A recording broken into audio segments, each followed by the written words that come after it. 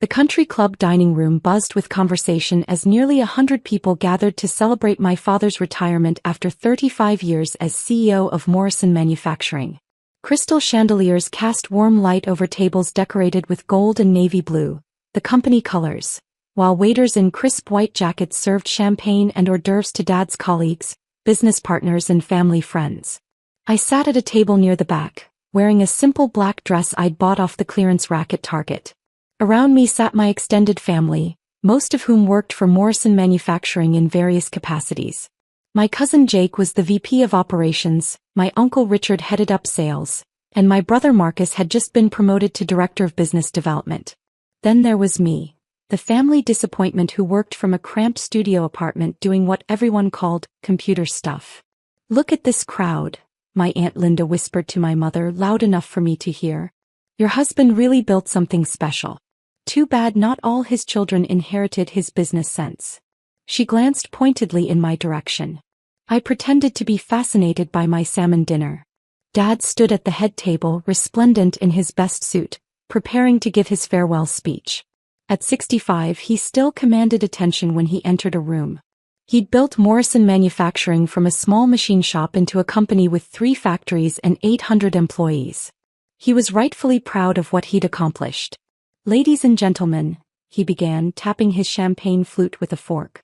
"Thank you all for being here tonight to celebrate not just my retirement, but the incredible journey we've taken together at Morrison Manufacturing." The room quieted as everyone turned their attention to the man of the hour. When I started this company in 1989, I had a simple vision: build quality products with integrity, treat employees like family, and always put the customer first.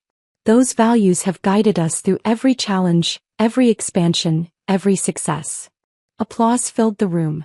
I clapped along, genuinely proud of what Dad had built, even if I'd never been part of it.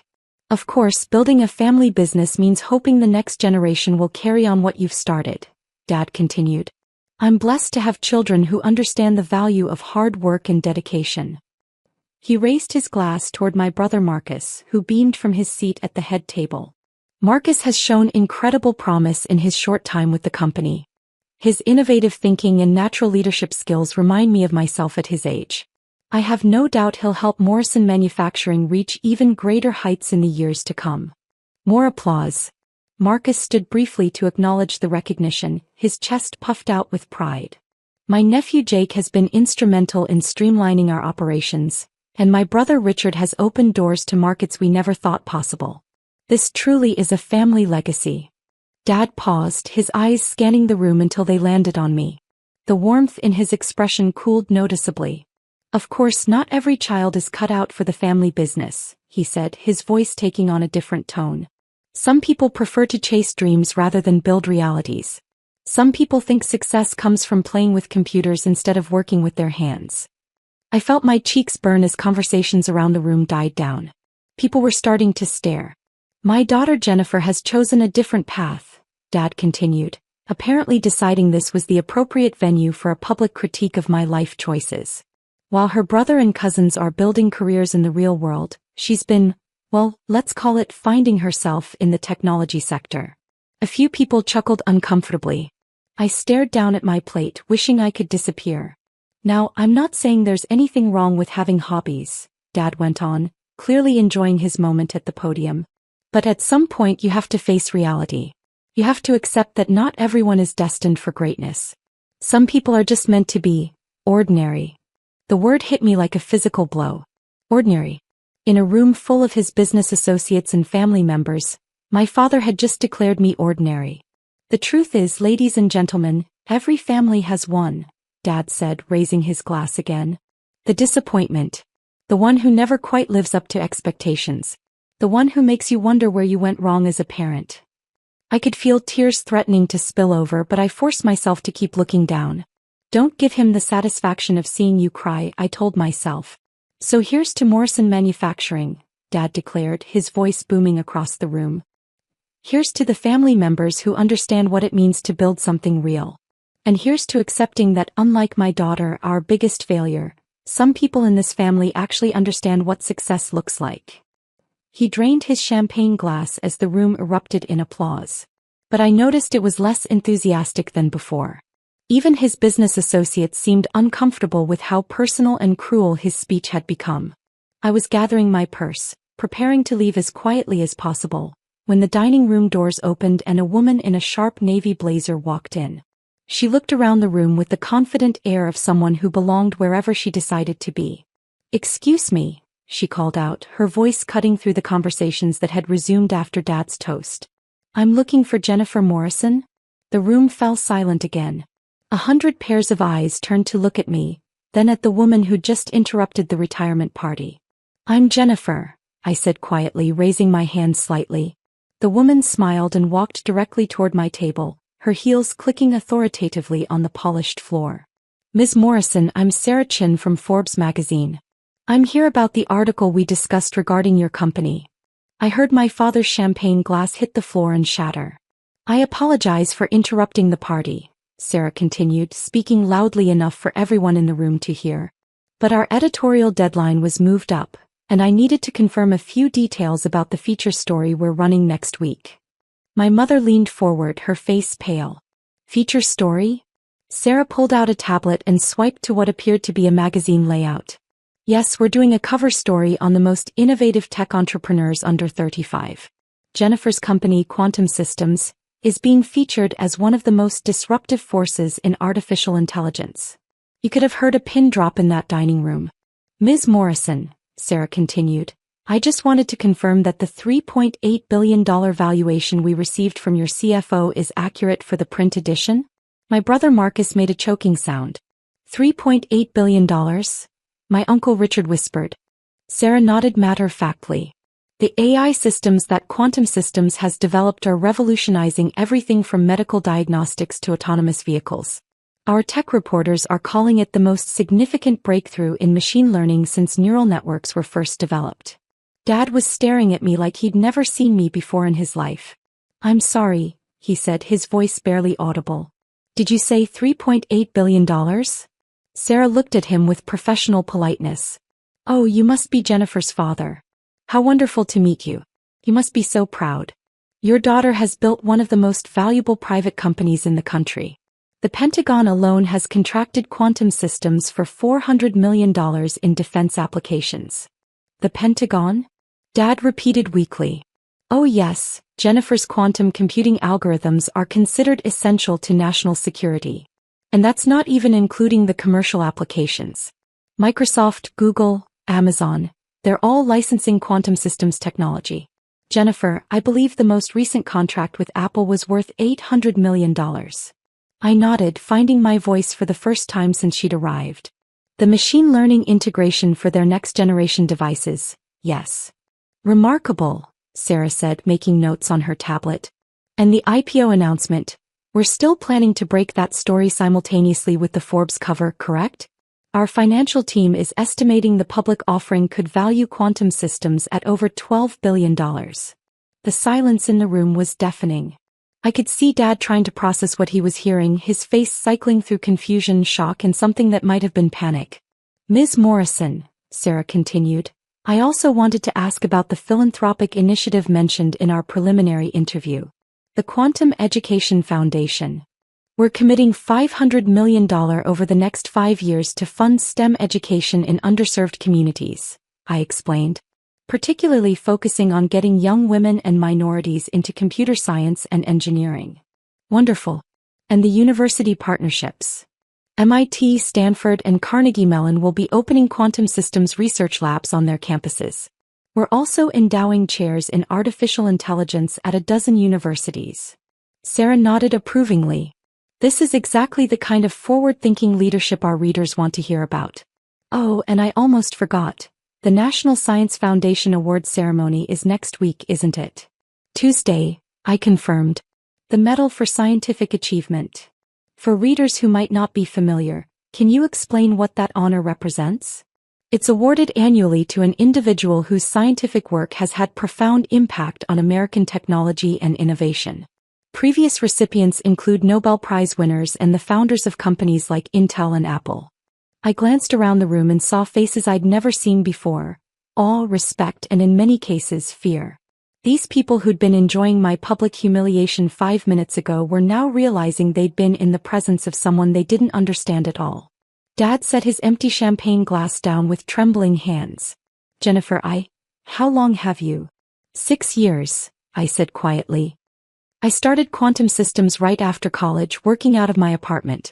The first 3 years were just me and one other programmer building the foundational algorithms. We got our first major contract in year 4 and things accelerated from there. But you never said anything. You never told us about any contracts or success or... I tried to, Dad.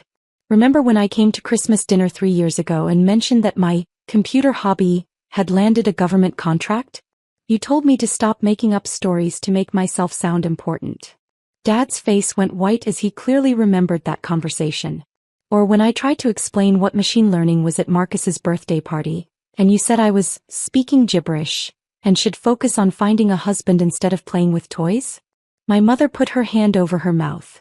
I stopped trying to share my work with the family because every time I mentioned it, you either dismissed it or turned it into a lecture about how I needed to be more realistic. Sarah looked between us, clearly realizing she'd walked into a family drama. Perhaps I should reschedule our interview for a more convenient time. No, it's fine, I said. Actually, this is perfect timing. I think my family is finally ready to hear about what I've been working on.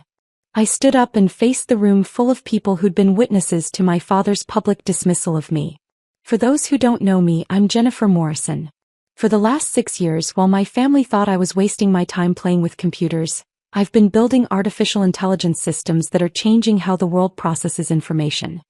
I walked to the front of the room, where Dad's podium still stood with his retirement speech notes scattered across it. Quantum Systems employs 847 people across offices in Silicon Valley, Boston, and Austin. Our AI algorithms are used in 73% of smartphones worldwide. The voice assistant you talk to in your car? Probably running on our natural language processing. The medical imaging that helps doctors detect cancer early? Our pattern recognition software. The financial systems that prevent credit card fraud? That's us too. The room was absolutely silent. Even the waiters had stopped moving. Last month, our quantum computing division solved a protein folding problem that could lead to cures for Alzheimer's and Parkinson's disease. The National Institutes of Health called it the most significant medical breakthrough in decades. I looked directly at my father, who was staring at me like I was a stranger. You asked what success looks like, Dad. Success looks like building something that makes the world better. Success looks like employing nearly 900 people who are passionate about pushing the boundaries of what's possible. Success looks like having the President of the United States call to personally thank you for your contributions to national security. Dad's mouth was hanging slightly open. Success looks like being invited to speak at the World Economic Forum about the future of artificial intelligence. Success looks like having your research published in Nature and Science, the most prestigious scientific journals in the world. I paused, letting that sink in. But you know what success really looks like? It looks like being proud of what you've built, regardless of whether other people understand it or value it. Sarah stepped forward. Ms. Morrison, would this be a good time to mention the White House Science and Technology Policy Fellowship? I nodded. Next month, I'll be spending 6 months in Washington as an advisor to the President on AI policy and national competitiveness. It's considered one of the most prestigious appointments in American science. My cousin Jake, who'd been silent throughout this entire exchange, finally spoke up. Jennifer, when you say $3.8 billion valuation, that means if quantum systems were sold today, that's what it would be worth. But we're not selling. We're preparing for an IPO that will value the company at over $12 billion while allowing us to maintain control and continue our research. And you own how much of the company? My Uncle Richard asked. 67%. I've given equity stakes to key employees and early investors, but I maintain controlling interest. My brother Marcus was frantically calculating on his phone. Jennifer, that means your personal net worth is approximately $8 billion, assuming the IPO goes as projected. The silence that followed was different from before. It wasn't uncomfortable or awkward. It was the silence of people trying to fundamentally recalibrate their understanding of reality. Dad walked slowly from the head table to where I stood at the podium. His face had gone through several emotional changes, but now he just looked small.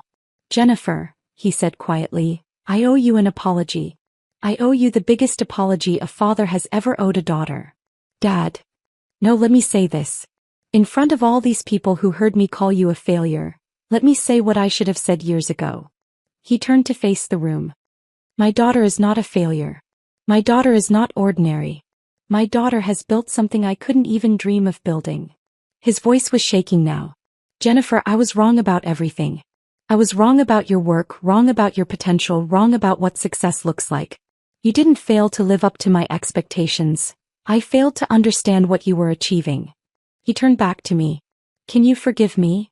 I looked at this man who had shaped so much of my self-doubt, who had made me question my worth for years, who had just publicly humiliated me in front of 100 people. And I realized that holding on to anger would only hurt me. Dad, I forgave you a long time ago. I had to for my own peace of mind. But I'm glad you finally understand. Sarah cleared her throat gently. Ms. Morrison, I don't want to interrupt this moment, but I did want to mention one more thing for the article. The acquisition you completed last week. I smiled. Oh right. Quantum Systems acquired Morrison Manufacturing's 3 largest competitors. We're planning to modernize their operations with AI-driven efficiency systems. Dad's eyes went wide. You mean Henderson Industries? They've been trying to buy us out for years. We bought them. And Patterson Manufacturing. And Diversified Industrial Solutions. Quantum Systems now owns the 3 companies that Morrison Manufacturing has been competing against for decades. But why? Dad asked. Because I believe in what you built here. Morrison Manufacturing has integrity, quality, and loyal employees. I want to help this company thrive in the digital age, not just survive it. I walked back to my purse and pulled out a folder I'd been carrying for weeks, waiting for the right moment. Dad, I know you're retiring, but I'd like you to consider staying on as an advisor. Quantum Systems wants to establish Morrison Manufacturing as the flagship of our new industrial AI division. We're talking about a $200 million investment in new equipment, expanded facilities, and workforce development. Dad took the folder with shaking hands and opened it to reveal an offer letter that would transform his small company into a technology powerhouse. The current employees would all keep their jobs with significant pay increases and full benefits. Marcus, Jake, Uncle Richard. There are positions for all of them in the new structure, if they're interested in learning about AI integration in manufacturing. Marcus looked up from his phone where he'd apparently been Googling my company. Jennifer, Forbes called you the most important entrepreneur most people have never heard of. I prefer to let my work speak for itself rather than seek publicity, I replied. Though that's about to change with the IPO announcement. Sarah packed up her tablet. Ms. Morrison, I think we have everything we need for the article. The photographer will be in touch about the cover shoot, and we'll send you the final draft for approval before publication. Thank you, Sarah. And thank you for coming tonight. I think my family needed to hear this. As Sarah left, the dining room erupted in conversation. Everyone wanted to talk to me, to ask questions, to somehow connect themselves to this revelation. But I only had eyes for my father, who was still staring at the acquisition offer with tears in his eyes. Jennifer, he said quietly, how do I even begin to make up for what I said tonight? For what I've said over the years? You don't need to make up for anything, Dad. You taught me to work hard, to persevere, to build something meaningful. Those lessons are the foundation of everything I've accomplished. But I called you a failure. In front of all these people, I called you the family disappointment. And now they know the truth. Sometimes the best revenge is simply success. My mother appeared at my side, tears streaming down her face. Jennifer, honey, I'm so proud of you. I'm so sorry we didn't understand. Mom, it's okay. I know it's hard to understand what I do. Artificial intelligence and quantum computing aren't exactly dinner table conversation topics. But we should have tried to understand. We should have supported you instead of criticizing you. I hugged her tightly. You did support me in ways you probably don't even realize. Every time you told me to work harder, every time you pushed me to be better, you were preparing me for this.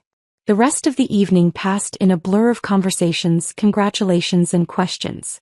People who had ignored me for years suddenly wanted to know everything about my work, my plans, my vision for the future.